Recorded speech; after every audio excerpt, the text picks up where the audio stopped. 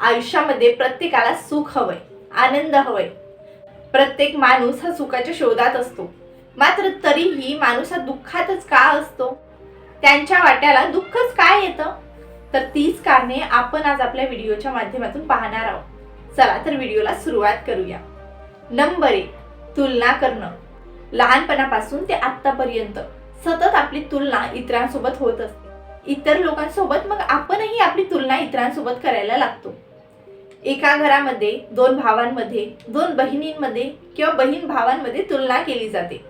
कधी त्यांची सुंदरता, कधी त्यांची हाईट, कधी त्यांचा रंग, कधी त्यांची हुशारी, अशा वेगवेगळ्या गोष्टींची तुलना केली जाते.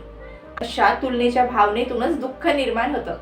आपल्याला सतत वाटतं की ही अमुक गोष्ट माझ्याकडे नाहीये, ही अमुक गोष्ट माझ्याकडे नाहीये, आणि ह्यातूनच दुःख निर्माण होत असतं.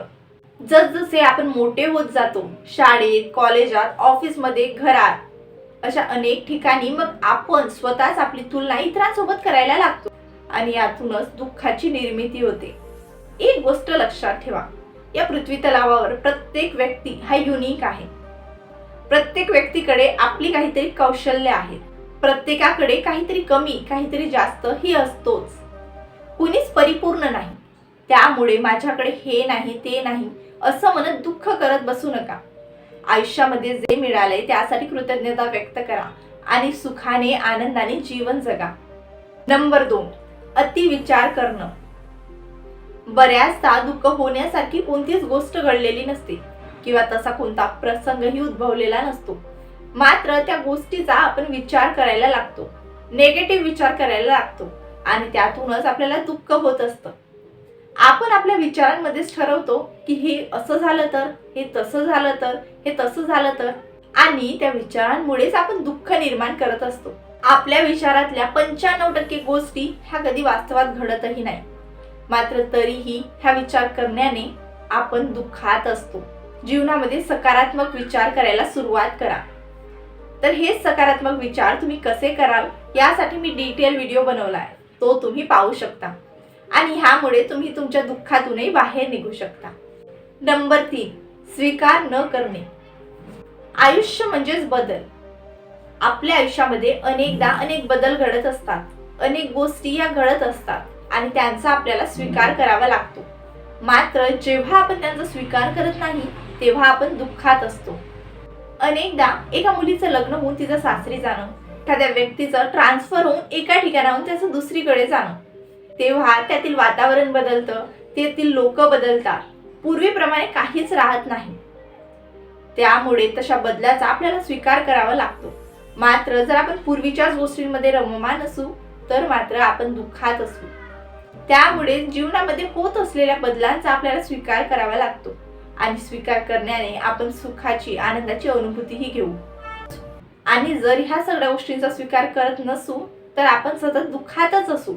त्यामुळे अशा गोष्टींचा, अशा बदलांचा स्वीकार करायला सुरुवात करा आणि सुखाकडे एक पाऊल टाका. नंबर 4, वर्तमानात जगा. बऱ्याचदा बरेच जण भूतकाळामध्ये जगत असतात किंवा काही लोक फ्युचरची, भविष्याची चिंता करत असतात. पास्ट मध्ये घडलेली घटना आपण आज बदलू शकत नाही. ती घटना घडून गेलेली आहे. मात्र त्या विचार करण्याने आपण आपला आज मात्र नक्कीच खराब करत असतो. जसे विचार तुम्ही आज करता तसा तुमचा भविष्यही घडत असतो. त्यामुळेच आपल्या भूतकाळातील घटना ह्या विसरून आज मध्ये जगायला सुरुवात करा आणि त्यामुळे तुमचं भविष्यही चांगलं होईल किंवा तुमचं भविष्यही सुखाने, आनंदाने जाईल. नंबर 5, समाधान न मानणे. प्रत्येकाला जीवनामध्ये सुख, समाधान, संपत्ती, पैसा हा सगळंच हवं असतं आणि त्यासाठी माणूस धडपडही करत असते. मात्र आपल्याकडे कितीतरी गोष्टी या चांगल्या असतात. त्यासाठी समाधानी नसणं हेही आपल्या दुःखाचं कारण आहे. समाधानी असणं म्हणजेच प्रगती न करणं असा अर्थ होत नाही. तुम्ही समाधानी असूनही प्रगती करू शकता, समोर जाऊ शकता.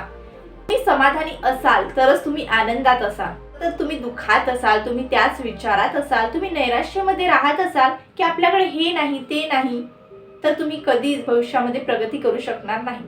त्यामुळे आपल्याकडे काय आहे यासाठी कृतज्ञता व्यक्त करा, त्यामध्ये समाधान माना आणि सोबतच आपली प्रगतीही करत राहा. तर ही सगळी कारणं आपल्या दुःखाची आहेत. तर तुम्ही आजपासून आपल्या दुःखाला बाहेर काढताय ना, हे कमेंटमध्ये नक्की सांगा. आणि व्हिडिओ आवडल्यास व्हिडिओला लाईक, शेअर आणि आपल्या चॅनलवर असेच नवनवीन व्हिडिओज पाहण्यासाठी चॅनलला सबस्क्राईब करायला विसरू नका. थँक्यू.